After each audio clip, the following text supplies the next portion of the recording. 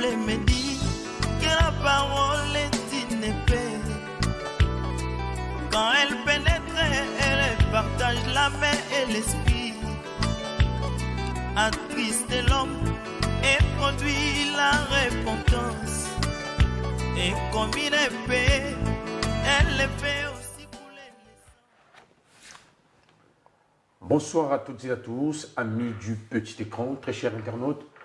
D'où que vous nous suivez à travers le monde, nous sommes en direct depuis Pointe-Noire en République du Congo, à travers la télévision MCR-TV, d'où nous émettons depuis Pointe-Noire où nous vous présentons cette émission, ce nouveau programme, cette nouvelle émission, pour ne pas dire la suite de ce sur quoi nous sommes en train de tabler depuis déjà quelques émissions. Bien entendu, votre émission Que la lumière soit, avec notre invité de toujours, le révérend Clé de Mundanga, de la dénomination chrétienne. Je voudrais citer le Rassemblement des Saints. Dr Clé Mundanga, bonsoir. Bonsoir, Frère Richard. Allez, toute l'émission de la fois passée a été quasiment, sinon entièrement consacrée aux différentes réponses à donner aux questions des internautes, des téléspectateurs. On n'avait pas le choix. Il fallait s'y mettre. 2-3 minutes pour résumer l'essentiel de ce sur quoi apportait justement l'émission de la fois passée. Et je voudrais parler des problématiques relatives au mariage, tenant compte de la thématique qui est la nôtre, bien entendu, le relèvement de la fille d'Abraham. Au fond, nous avons noté de par les questions des internautes et des téléspectateurs l'intérêt que les hommes et femmes qui comprennent la foi chrétienne portent sur cette problématique du mariage.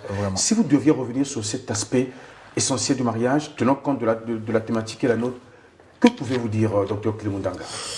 Ce que nous pouvons retenir du mariage dit religieux, puisque c'est là où nous nous sommes séparés la dernière fois, et beaucoup de réactions, nous les avons reçues de Kinshasa, de Kin. Il y a eu 2-3 interventions sur WhatsApp, des interventions de Brazza, des interventions de Pointe-Noire, surtout un peu partout dans tous les quartiers. Il y a eu beaucoup de réactions, chers internautes et chers téléspectateurs. Vos messages ont été reçus, lui-même. Seulement, je vous conseillerais d'aller sur la page Facebook de l'Église, le Rassemblement des Saints. C'est un sujet en fait déjà traité. Nous avions eu en mai de cette année à traiter le mariage selon les Écritures. On avait vraiment détaillé ça en long et en large. Beaucoup de questions posées ont déjà leur réponse sur la page Facebook. Mais j'aimerais juste donner un élément qu'on peut retenir. C'est qu'il faut retenir... Pour mieux fixer les esprits. Pour mieux fixer les esprits. Une des questions continue à remonter, je l'estime pertinente. C'est la question tirée du livre d'Hébreux, chapitre 13, verset 4, que nous allons lire. Mais avant cela, pendant que le frère Richard prépare la lecture, que tu retiennes que le mariage dit religieux est un sacrement catholique. C'est le 6e sacrement, c'est l'un des 7 sacrements catholiques. Et cela est un décret signé par, à l'époque, au XIe siècle après Jésus, par le pape Lucien III. C'est lui qui est le premier à signer le décret du mariage, celui qui a ce sacramental. Conformément à la tradition catholique, de l'Église. Voilà, ça c'est l'histoire. Vous pouvez aller dans les recherches, vous allez voir ça comme ça. C'est Lucien III, un pape à l'époque, en 1184, qui avait donc signé pour la première fois, qui a signé le décret autorisant le mariage. Et cela a fait son cours, a été traité à force de conciles, d'abord dans le concile de Vérone, la même année. Et il y a eu des discussions... là déjà au XIIe siècle. Évidemment. Après Jésus-Christ. Au XIIe siècle, il y a eu d'abord un concile, le concile de Vérone, et après ça, il y a eu beaucoup de conciles en études. On a même autorisé le mariage des sourds par l'Église catholique. Et c'est donc un siècle après. On est en Parce que ce serait 1200 que les sourds se marient. À l'époque, il y avait beaucoup de restrictions comme ça. Ça, c'est l'histoire, en fait. Et c'est en 1215 que finalement, le mariage sera mis en exergue comme étant un sacrement, comme étant donc une institution quelconque. Et c'est là où le mariage devient un sacrement et entre dans l'Église catholique. En 1215, là, c'est déjà le XIIIe siècle. tout le temps avant, on n'a jamais eu de mariage religieux. En fait, on n'a jamais eu de mariage avant célébré au sein de l'Église. Évidemment, tel que ça se passe aujourd'hui. Donc, c'est une invention, une fabrication catholique. Et d'ailleurs, c'est un des 7 sacrements catholiques. Qui a traversé les temps finalement. Hein. Évidemment, et beaucoup l'ont pris sans consulter la source. La source n'est pas les Écritures, la source c'est l'Église catholique. Donc c'est une doctrine catholique. Et que les catholiques le fassent, c'est normal parce que c'est pour eux un sacrement. Mais ceux qui tirent à boulet rouge sur l'Église catholique, aller reprendre ça, je ne sais pas s'ils ne sont pas en train d'eux-mêmes de se conformer à la foi catholique. Ils font pire que les catholiques au fond. Évidemment. Ils reprochent les choses aux catholiques, mais ils prennent quand même une partie de ce que pratiquent les catholiques. Évidemment, je préfère supporter un prêtre qui le fasse qu'un pasteur qui, après avoir critiqué, reproduit tout ce que le prêtre ou le monsieur l'abbé fait pendant la messe. Là, on n'a carrément rien compris, quoi.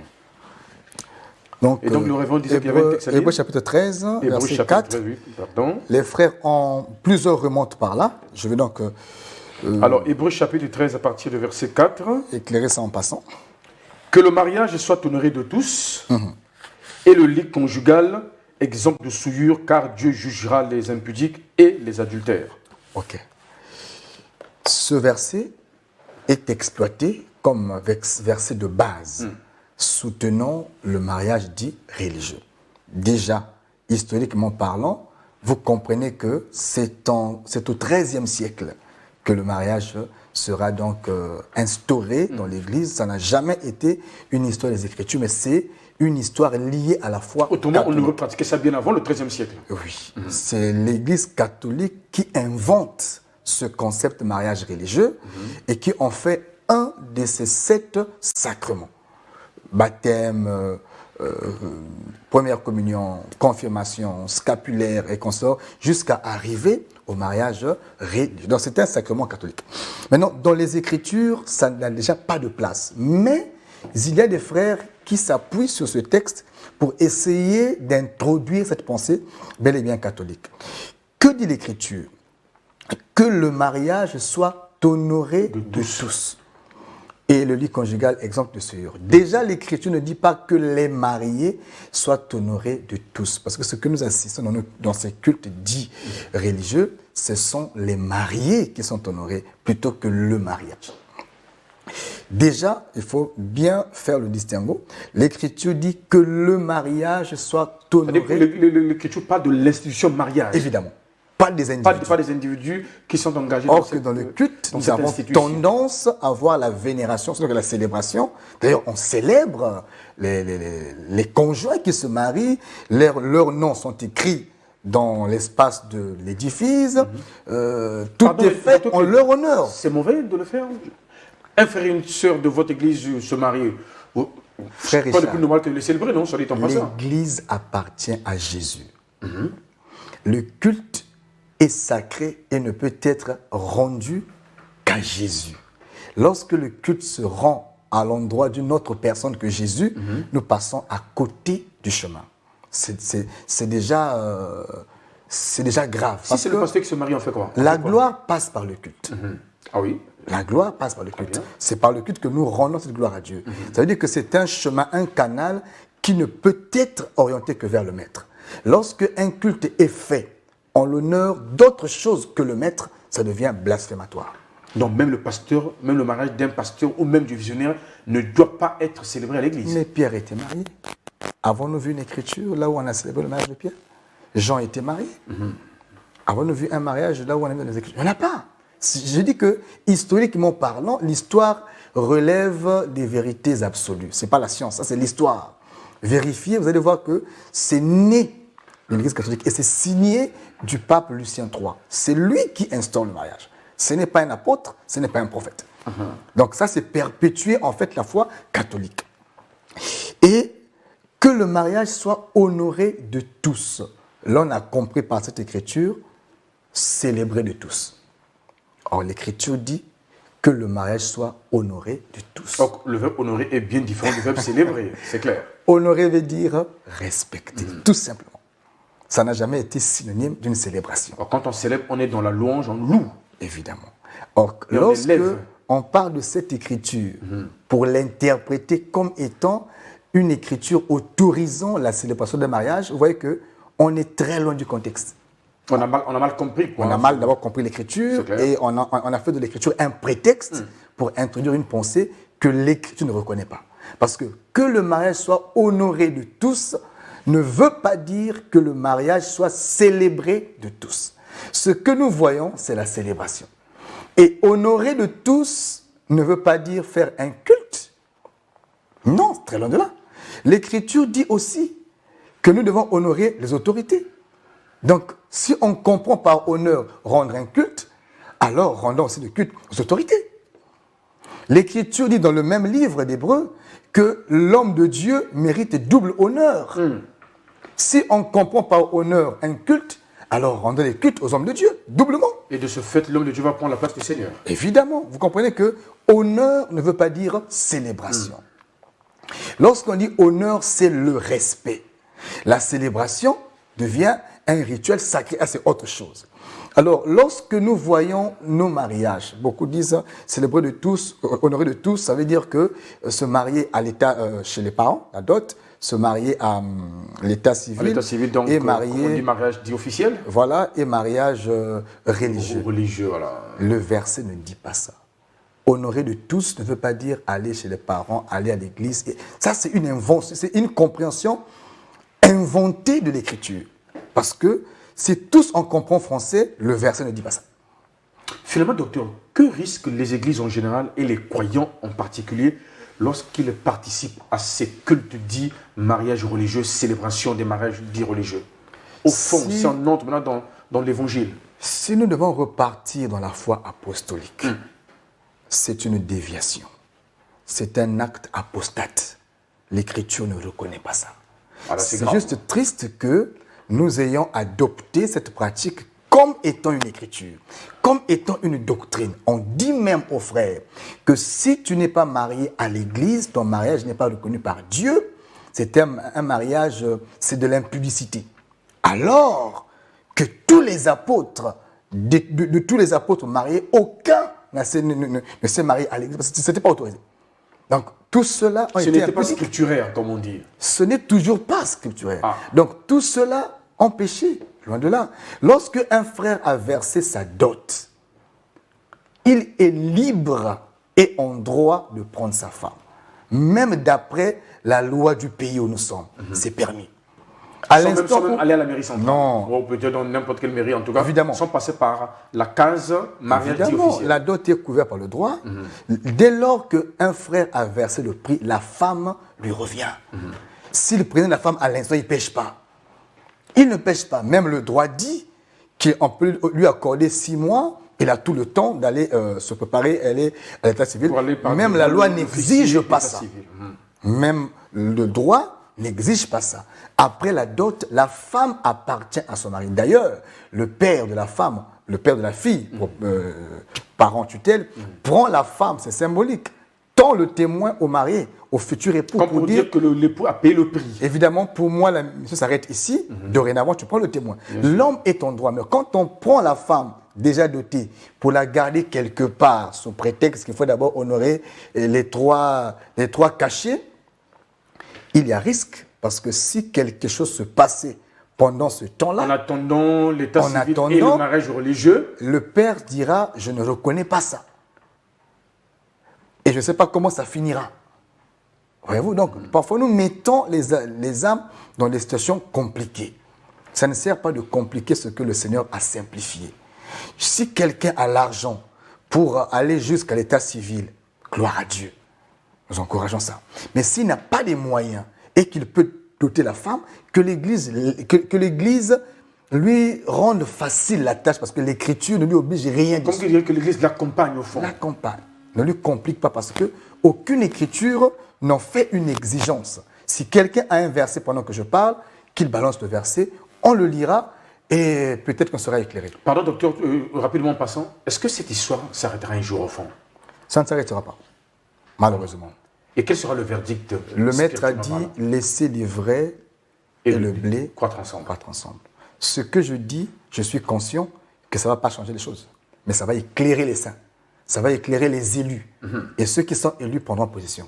Je sais que plusieurs vont s'endurcir malgré la vérité, mais tel est leur sort aussi, parce que la parole de Dieu vient révéler en fait la vraie nature des prédestinés. Les saints et les élus prennent bonne note justement de cette érudition du docteur Clide Mundanga sur cette problématique, j'allais dire complexe, du mariage et de tout ce qu'il y a autour des célébrations, dot, mariage par devant l'autorité d'état civil, officier d'état civil, et entre guillemets, désormais ce qu'on appelait par le mariage religieux. Et nous avons compris de par les éléments historiques apportés sur ce plateau par le docteur Clide Mundanga que la célébration du mariage dit religieux remonte non pas à la Bible, non pas aux Écritures saintes, mais à une convocation, sinon une décision de l'Église catholique dite romaine de l'époque.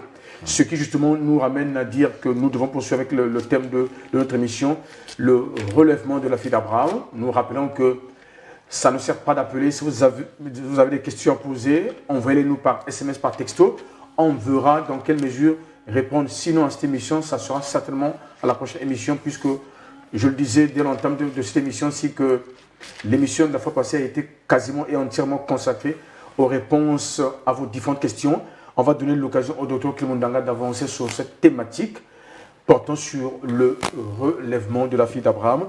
Et nous rappelons que nous avions pour texte de base tel que donné par le docteur Clide, le livre de Luc au chapitre 13, à partir du verset 10. Oui. Et si le docteur l'accorde, on peut déjà commencer par la lecture. Évidemment. Okay. Luc, donc, chapitre 13, à partir du verset 10.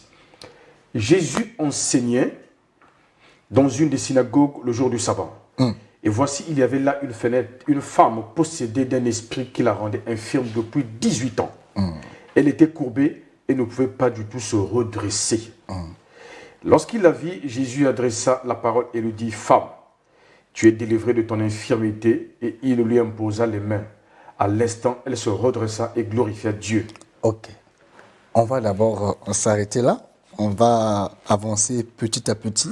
C'est fort, bien sûr. Je pense que le sujet a été ébauché la dernière fois. On avait eu le soin d'introduire déjà la pensée. Et je pense qu'on peut commencer à avancer petit à petit.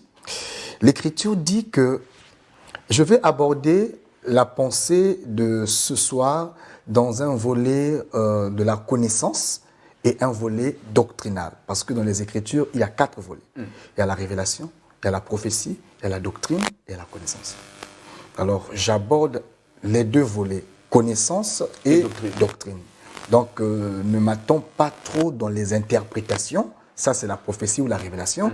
J'aborderai ça les jours qui vont suivre certainement. Mais ce soir, je reste à terre, comme on le dit. L'Écriture dit, Jésus enseignait dans une des synagogues, dans une maison de prière.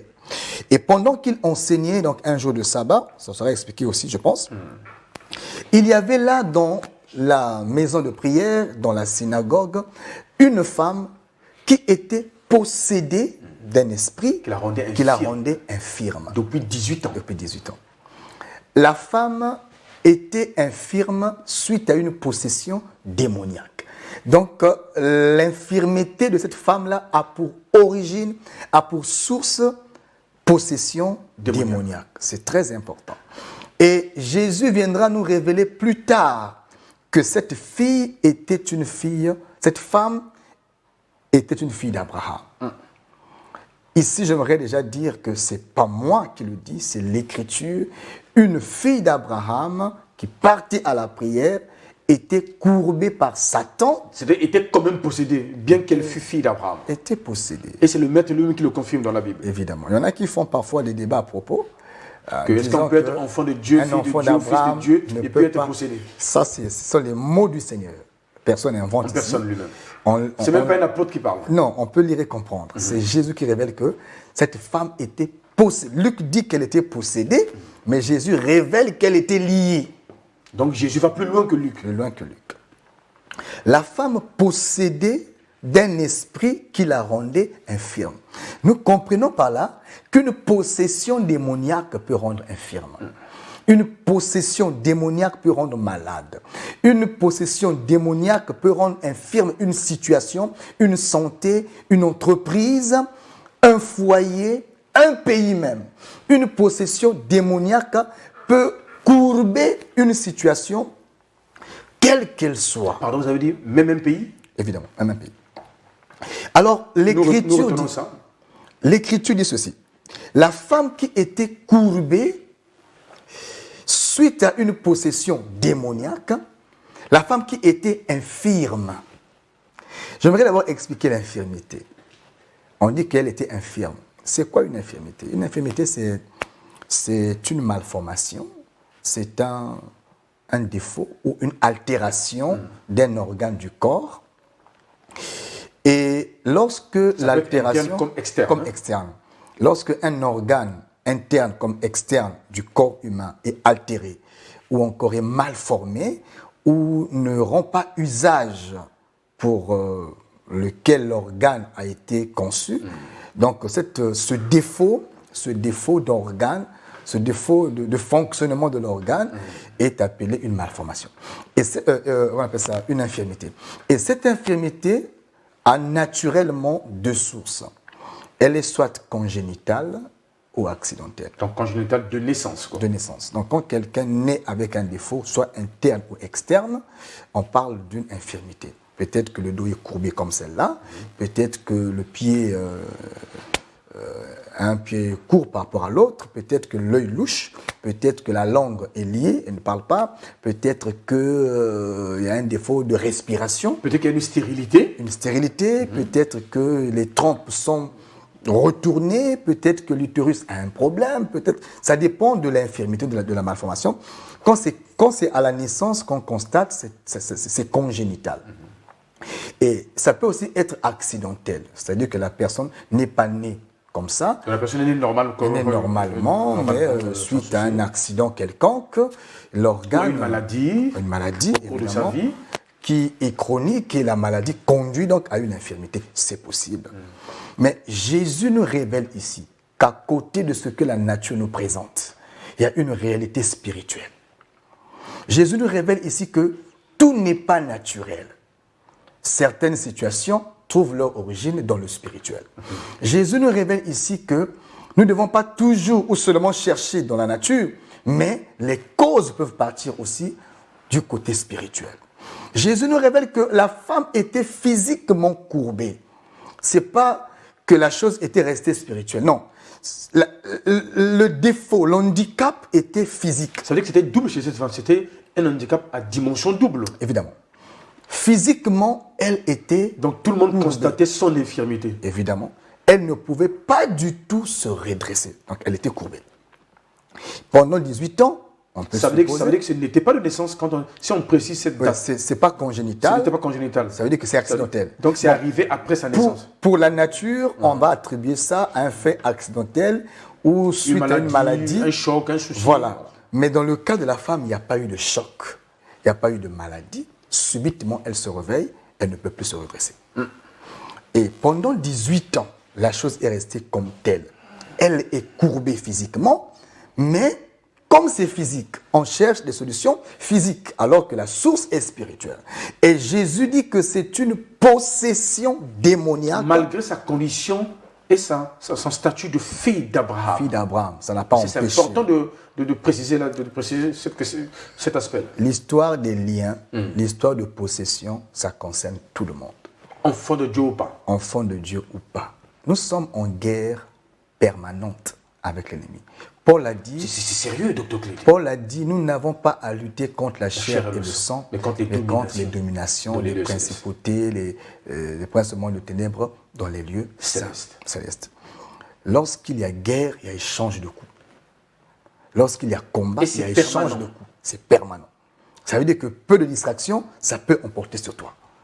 Donc l'histoire des liens, l'histoire des possessions, c'est une réalité. D'abord, c'est Jésus qui parle des liens. C'est Jésus qui parle de possession. Notez qu'il dit à la femme, tu es délivré de ton infirmité. Il ne dit pas tu es guéri, mais tu es délivré. Or, une infirmité... Tout leur sens et leur nuance. Évidemment, une infirmité, on guérit d'elle. Mais ici, on parle de délivrance. Ça veut dire qu'il y avait possession démoniaque. Ça veut dire qu'il y avait emprise satanique. À la délivrance correspond à la possession, bien sûr. Évidemment. Donc, cette femme-là était possédée. Elle était liée, bien que fille d'Abraham, elle était possédée est liée et cela a fait que 18 ans durant, elle a tenté des solutions certainement, sans pourtant avoir gain de cause. Pourquoi? Parce que les solutions qu'elle cherchait naturellement ne pouvaient pas traiter le cas puisque la source était spirituelle. Mais ne peut-on pas dire qu'elle partait à l'église, c'est écrit? Évidemment. Les nuits de prière ne faisaient rien, Il y en les a prières des pasteurs ne faisaient rien. Évidemment. Frère Alain et frère Richard, j'aimerais dire que lorsque quelqu'un est possédé, si le conducteur ou celui qui prie pour la personne ou la personne elle-même n'est pas révélé de son état, il ou elle peut rester tel pendant des années. Malgré les puissances des prières. La femme partait à la prière, mais elle ne savait pas qu'elle était possédée.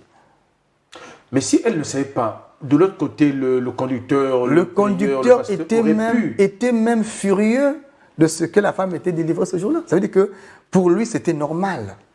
Il y a des serviteurs qui trouvent des versets pour normaliser des possessions donc, démoniaques justifier les dans nos églises. situations des frères et sœurs, des hommes et femmes Évidemment, dans la foi. Au plutôt motif que c'est de la volonté de prier, Dieu. de rechercher une délivrance, il y en a même qui tirent à boulet rouge sur la délivrance, qui disent que la délivrance n'est pas biblique. Parce que ça dépasse leur entendement, parce qu'ils n'y croient pas. Parce que là, c'est sérieux, on parle de la foi, de la vie Simplement spirituelle, parce qu'ils à dimension chrétienne. ils correspondent à ce chef de synagogue qui ont fait la guerre à Jésus parce que Jésus a fait ce qu'eux ne pouvaient pas faire.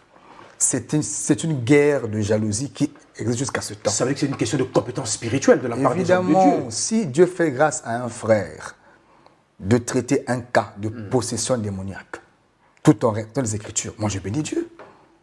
Amen. Dieu peut opérer par qui il veut.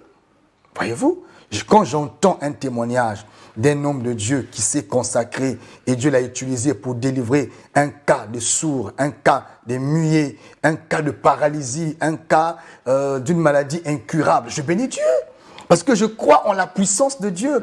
Je crois que Dieu est vivant. On a une guérison divine. Évidemment, Dieu est capable de délivrer, capable de guérir. Si on ne peut plus accompagner ou reconnaître ou encourager les frères que Dieu utilise dans la délivrance, mais il y a un problème, puisque l'Écriture le fait. Et Jésus dit aux apôtres que je vous envoie, allez guérissez les malades. Donc un pasteur est aussi un guérisseur, mais pas un guérisseur de plantes, un guérisseur de la parole. Voyez-vous, un homme que Dieu a donné le mandat de traiter certaines situations. On n'est pas homme de Dieu parce qu'on connaît la parole, mais on est homme de Dieu parce qu'on connaît la parole et la puissance de Dieu qui est dans la parole nous accompagne. Investi. Évidemment, c'est une... Et l'apôtre Paul dit que ça ne consiste pas seulement en parole, mais en une manifestation de puissance. Paul disait que ma prédication ne se repose pas sur des vains discours. Mais ça repose sur la puissance. Et parlant de la démonstration de la puissance. Donc c'est même au-delà de la puissance, il faut démontrer cette puissance. La puissance. On n'est pas ministre par hasard. Oui, nous prêchons la doctrine parce que c'est un volet. Mais la puissance aussi doit mieux accompagner. encore la démonstration de cette puissance. Évidemment, l'Écriture dit que le Seigneur confirmait la prédication des apôtres. Il confirmait la prédication des apôtres par des miracles, des prodiges et autres. Évidemment. Donc, nous voulons dire que ce temps de miracle, ce temps de délivrance n'est pas passé. Nous avons ici une femme infirme. Malformation, le dos est courbé. Toi qui m'écoutes, c'est peut-être pas le dos. C'est peut-être autre chose. Toi qui m'écoutes, c'est peut-être les trompes qui sont renversées. Tu vas à l'hôpital, on fait tout ce qu'on peut faire, il n'y a pas de solution.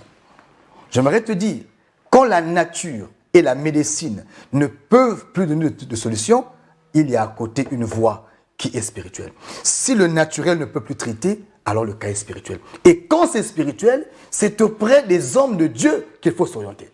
Ceux qui ont le secret du spirituel. Ceux qui ont le mandat de Dieu. Ceux qui peuvent dire un mot sur ta vie et les esprits qui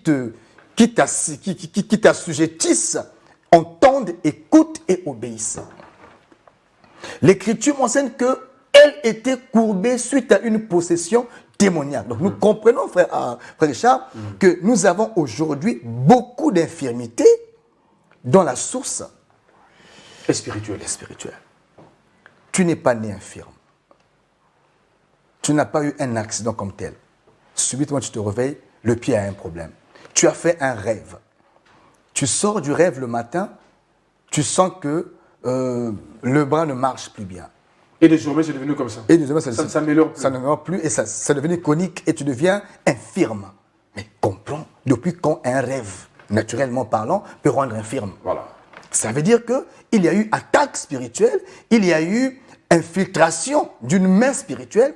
Et à ce genre de cas, la médecine ne peut pas, parce que ce n'est pas sa compétence. La médecine ne traite pas les rêves.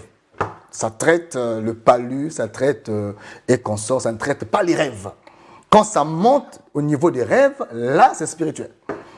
Quand quelqu'un est enceinte, elle fait un rêve. Quand elle a volé l'enfant, elle se réveille, fausse couche. Et depuis lors, elle fait que des fausses couches. Ma sœur, Dieu te parle, ton cas est spirituel. Et la prière d'un homme oint peut te conduire à une délivrance. Il y a des sœurs dont les trompes ont été bouchées par l'ennemi, dont les trompes ont été retenues par l'ennemi. Elle n'a pas eu une vie accélérée, elle n'a pas connu quoi que ce soit. Elle commence une vie, voilà que les trompes sont renversées. Elle n'a pas une vie de débauche avant. Évidemment. Elle commence une vie, les trompes sont renversées. Pour tenter de justifier une telle... Évidemment. On nous parle tantôt de stérilité sans cause. Comment une infirmité peut être sans cause? Il y a toujours une cause. Toujours une cause. Il n'y a pas de mal au hasard.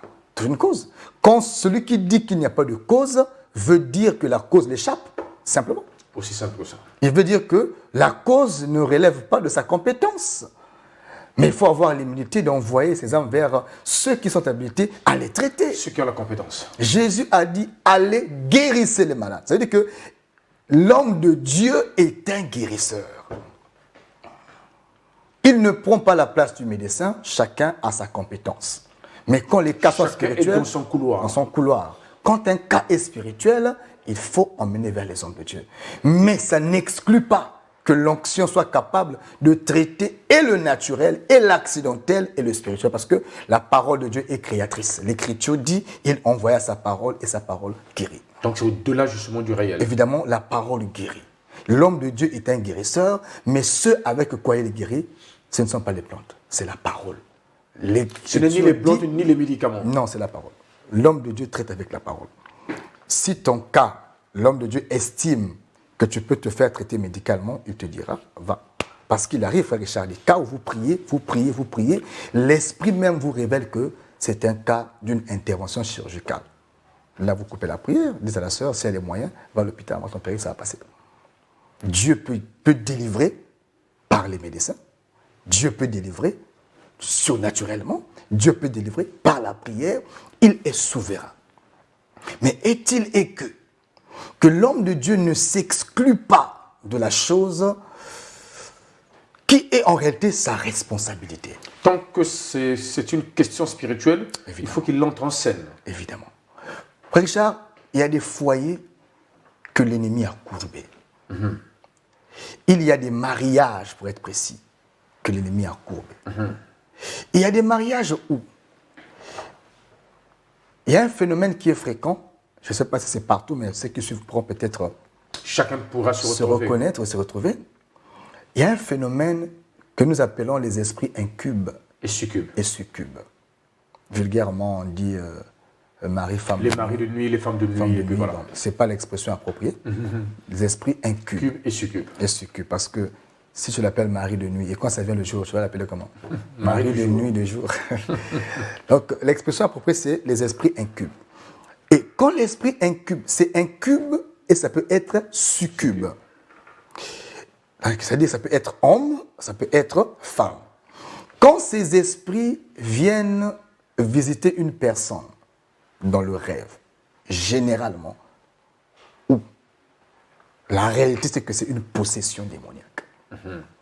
C'est un mauvais esprit. L'esprit incube est un démon. Un démon qui vient pour avoir commerce avec celle qui ou celui qui dort. Ce qui prouve que ce n'est pas des choses à négliger. Tu dors seul sur un lit. Tu fais un rêve que tu vas avec une femme. Ou avec un homme. Ou avec un homme. Ça reste un rêve. Logiquement, c'est un rêve. En toute logique, on va dire mentionner que je n'ai fait qu'un rêve. Tu te réveilles, la vie continue, quoi. Évidemment. Mais ce qui est triste, c'est que quand tu te réveilles, tu es mouillé. C'est-à-dire que tu as des pollutions nocturnes pour bien parler français. Évidemment. Tu as toutes les preuves d'avoir été physiquement... Soit avec un homme, soit avec une femme. Évidemment. Alors que tu es conscient d'avoir dormi seul. Et physiquement, ça prouve que tu étais seul. C'est ce qui prouve que, en réalité, tu as fait tu as partagé l'intimité avec un esprit. Comme si c'était réel. Évidemment. L'esprit a porté un corps pour aller avec toi. C'est ce qui fait que quand tu te réveilles pour un homme, tu te sens dérangé. Et même pour les femmes, Bien sûr. elles se réveillent, son corps est à l'état que cela serait en allant avec un homme. Un homme réel. Et il y a des femmes que le diable a tellement courbé et tellement qu'elle vit ça, son propre mari ne peut plus la satisfaire. Ça veut dire que ça crée comme une répulsion en quelque sorte. Évidemment, elle ne prend plaisir que lorsqu'elle va avec ces esprits-là. Avec ces esprits-là. Avec son propre mari, ça ne marche pas. Et ça courbe même l'ambiance. C'est aussi vice-versa, même du côté des hommes aussi. Je crois. Évidemment. C'est-à-dire que Mais le mari lorsque- aussi n'aurait plus besoin de sa propre femme. Quoi. Enfin, et non, le triste, c'est quoi? C'est que quand cet esprit prend place dans un foyer, cet esprit est capable de rendre l'homme impuissant. Devant sa propre femme. Oui. Alors que lorsqu'il s'agit d'aller avec cet esprit, il se sent normal. Il est viril. Mais avec sa propre femme, Sa virilité lui échappe. voilà, est interrompu. Et à force de vivre comme ça, de garder comme ça, vous allez voir que ça va commencer à créer des situations, Bien à sûr. créer des problèmes, des tensions. Et comme les deux ne peuvent pas régler ça, Alors, c'est il dit bien spirituel. qu'une femme mariée, il ne doit pas se priver l'un à l'autre. Évidemment, mais ça t'enlève tout désir d'aller vers ton ou ta partenaire parce que tu es conscient qu'en allant avec lui, tu ne pourras pas le satisfaire parce que tu ne le sens même pas. Voilà. Donc il faut sentir l'autre pour avoir. Voilà. Elle non plus. Lui non plus. C'est qu'en allant avec elle, bon, je ne pourrais pas. Du coup, ça crée des méfiances. Ça crée de la distance, Il y a une cassure. une cassure, Et le diable s'installe calmement. tranquillement, pour amener le mariage à Et voler ce en que éclats. je dis arrive même à certains couples chrétiens qui, par orgueil des mots, par orgueil de leur doctrine, disent que non, ça n'existe pas. Et pourtant, la nuit, tu en souffras. Jusqu'à quand tu seras... tu vas jouer à ce jeu-là qui ne t'arrange pas, mais tu donnes une impression de ce que tu n'es pas. Il y a des personnes qui sont malheureusement victimes de ça. Donc l'ennemi a courbé la vie intime. Ça veut dire que tant que cet esprit est là, est lié à toi, Ce couple, ce mariage, ce foyer ne peut pas vivre. ça ne peut pas vivre un bonheur. Parce que conjugal. dans le mariage, il y a bonheur lorsque l'homme rend à sa femme les 3 droits que l'Écriture a recommandés. Selon le livre de Exode, chapitre 21, l'Écriture dit que l'homme doit rendre à sa femme le droit aux vêtements, le droit à la nourriture et le droit conjugal. C'est un droit, c'est un devoir de C'est un l'homme. triple droit, comme il dirait. Évidemment, c'est un devoir de l'homme sur sa femme. Mais lorsque les esprits incubes entrent, ça te rend plus capable, ça va te courber. Il y a des hommes dont la virilité a été courbée. C'est ce qui explique qu'un enfant de 15 ans, logiquement, aurait toute sa virilité. Mais on trouve ces cas-là depuis 15 ans.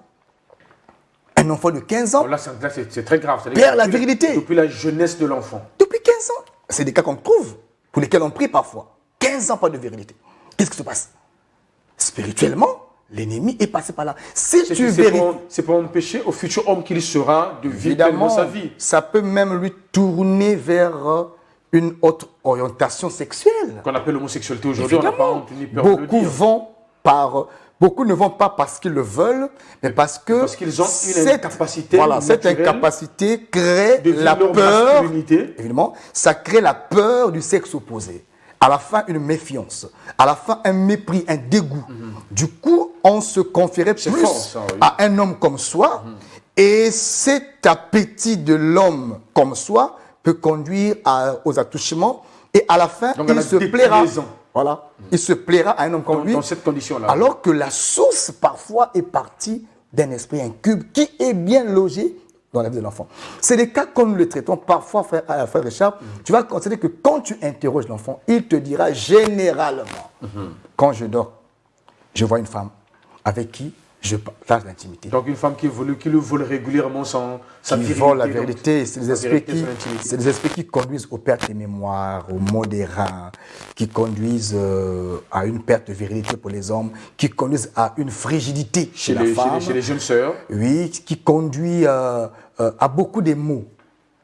À beaucoup de maux. Et quand ce mal-là, ou ces maux, ont pour base un fait spirituel, frère, tu vas prendre tous les médicaments qui existent, Mais ça force ton problème sera là. Ça force la surveillance justement des parents depuis les cellules de base. Hein, évidemment, évidemment. Que les parents, père comme mère, sinon tuteurs, doivent redoubler de vigilance spirituelle. Ils doivent vérifier, ce sont vos enfants. Une mère a le droit de vérifier. Un père a le droit de vérifier, il faut de vérifier si son fils est toujours viril, parce qu'il y a un âge pour ça. C'est pas tabou.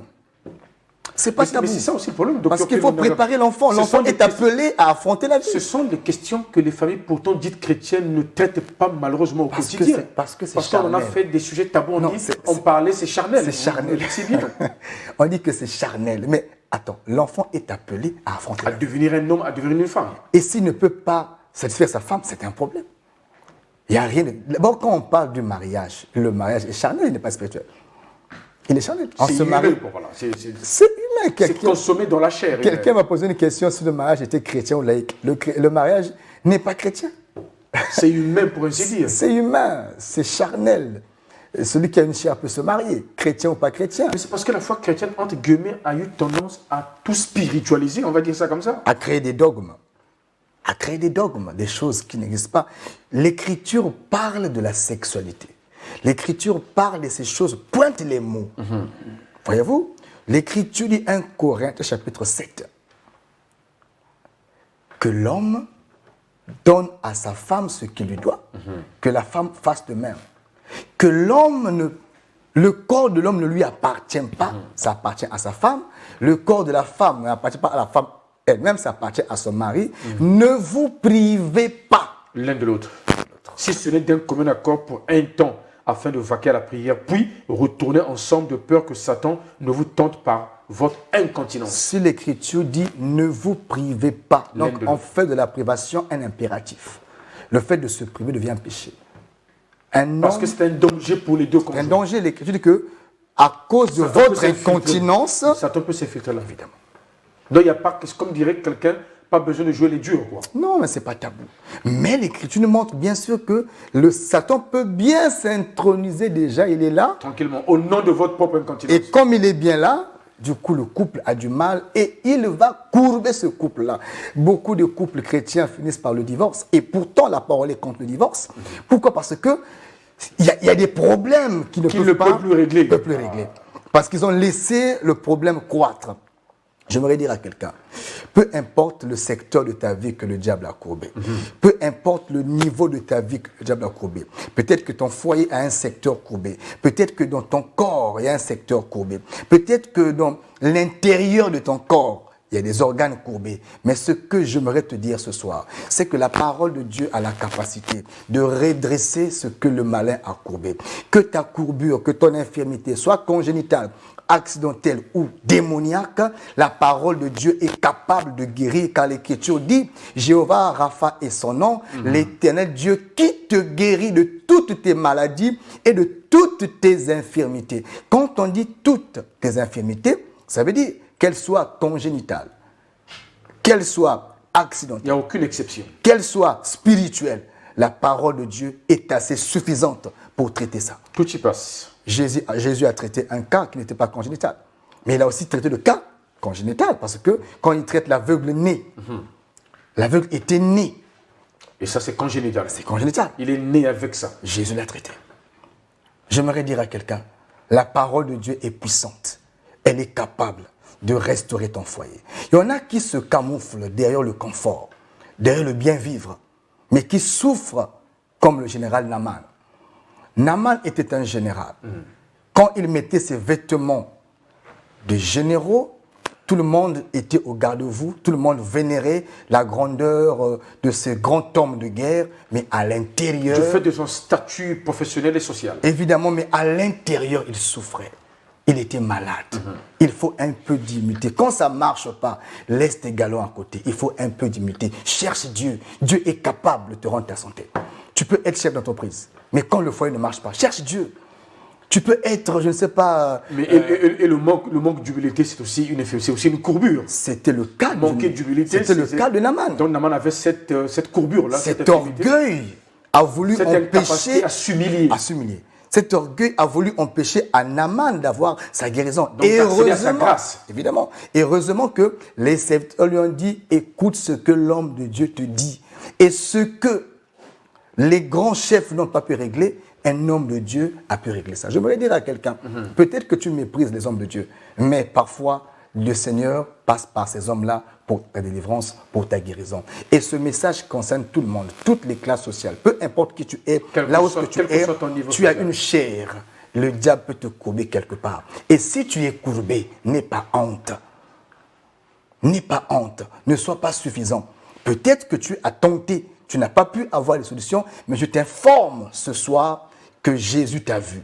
Si tu écoutes ce message, c'est la preuve que le Seigneur a pensé à toi. Et il te dit ce soir qu'il est capable de te restaurer. Et pendant que je parle, la parole du Seigneur te touche. C'est ce qui convainc et laisse à croire que le Seigneur a un projet pour toi. Le Seigneur a un plan pour toi. Et ce plan, c'est que tu sois humble et que tu te rapproches des hommes que Dieu s'est choisis pour t'aider à retrouver ta santé. Peut-être ta virilité, peut-être ton corps, peut-être un organe qui n'est plus fonctionnel. Le Seigneur est capable. Et la femme possédée d'un esprit, quand le Seigneur a déclaré la parole, elle a été rétablie. Et je crois que quand la parole est libérée, elle ne peut pas retourner sans avoir accompli les faits pour lesquels elle a été libérée. Et quand le Seigneur parle par son serviteur, même si la courbure a duré des années, Jésus est capable de te redresser. Même si il y a des sida qui sont suite à une possession démoniaque. Alors que le sida est considéré comme étant une maladie incurable, entre guillemets. Oui, ça n'a pas de traitement grand nombre de maladies incurables ont une origine spirituelle. Nous en parlerons la prochaine fois. Dr Clément Ndanga, le temps imparti à l'émission de ce mardi a complètement touché à sa fin. Je rappelle que vous avez l'occasion de rattraper pour toutes celles et ceux qui nous ont rejoints en cours de l'émission. Vous pouvez vous rattraper en suivant la rediffusion le samedi prochain. On va redonner la parole au docteur Clément Ndanga à la fois pour nous rappeler les programmes du culte au niveau du rassemblement des saints, précision sur les heures et les jours de culte. Je rappelle que nous sommes dans un programme de prière et à l'église, nous traitons ce même sujet. Déjà, demain, on va parler sur les liens démoniaques. Parce Comme ça, toutes celles et ceux qui sont en train de poser des questions ont le temps de rattraper et d'aller en profondeur avec évidemment. Le docteur au niveau demain, on explique et on rentre à la pratique. On prie pour certains cas. Et j'aimerais dire au peuple d'être tôt, parce que nous sommes soumis aux restrictions édictées par les autorités. Donc, à un certain nombre de Covid-19, évidemment, à un certain nombre, on ne reçoit plus. On ne reçoit plus. Donc, soit là, qui sait? Vous pouvez être parmi les premiers à être reçus. Évidemment, nous commençons à 16h30. Et soit là, qui sait si par le message de demain, Dieu pourra te toucher. Il y en a qui meurent précocement par un planique, parce qu'une possession peut conduire à la mort, peut conduire à une maladie. Donc mourir avant le temps imparti par le Seigneur. Évidemment, c'est possible. C'est possible. C'est possible. Voilà pourquoi j'aimerais dire à plusieurs qui me suivent et qui nous écoutent, demain, à partir de 16h30, ne résistez pas, venez. Qui sait si Dieu vous visitera? Et il faut dire que ce programme va durer tout le long du mois de novembre. Donc jusqu'à la fin du mois de novembre. Évidemment. Rappel sur l'endroit où se trouve l'église. L'église est située à la base de Sokoprise. Quand vous partez du rond-point Ilama pour l'arrêt OCI, donc pour la brasserie, la toute première ruelle à votre droite, la seconde parcelle à votre gauche. Et lorsque vous partez de la ville pour la frontière ou pour Chimbamba, vous allez descendre à l'arrêt OCI et en face de l'arrêt, il y a une station, Puma. En diagonale donc de la station, vous longez l'avenue appelée Sokoprise. La dernière ruelle à votre gauche, seconde parcelle à gauche, là est située notre église, le Rassemblement des Saints. Et les numéros qui s'affichent au bas de vos postes sont les nôtres. Ceux aussi qui veulent soutenir ce programme, en tout cas par nos numéros, vous pouvez bel et bien nous joindre. Que le bon Dieu bénisse notre pays, qui est sévèrement menacé. Nous en avons besoin, bien entendu, surtout dans les temps qui sont... le Seigneur se souvient du Congo, qu'il se souvient des autorités, qu'il leur remplisse de sagesse parce qu'on est en face d'une forte menace. Parce que justement la Bible dit bénissez les autorités parce que c'est leur mission que de tout mettre en œuvre pour que le pays aille de l'avant et bien entendu vos prières. Évidemment. J'allais dire la prière de l'homme de Dieu est attendue forcément. Car l'Écriture dit que c'est par la prière des hommes justes que la ville s'élève. Et nous avons la grâce de reconnaître justement le don qui est votre docteur Clément Ndanga. Madame, Messieurs, gloire à Dieu. Amis téléspectateurs, très chers internautes, tout que vous nous suivez, merci d'avoir été le nôtre ce mardi, rediffusion samedi. On se retrouve le mardi prochain pour une autre livraison en direct depuis MCR TV à Pointe-Noire en République du Congo, Afrique centrale. Merci et prochainement sur cet écran. Shalom.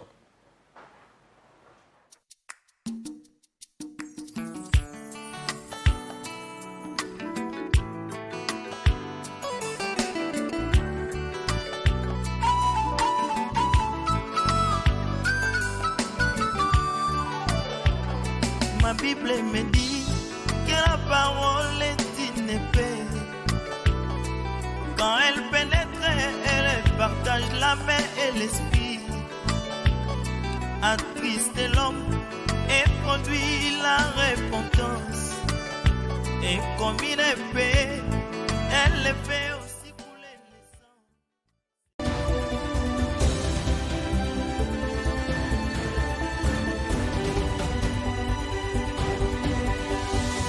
MCR TV, notre partenaire média.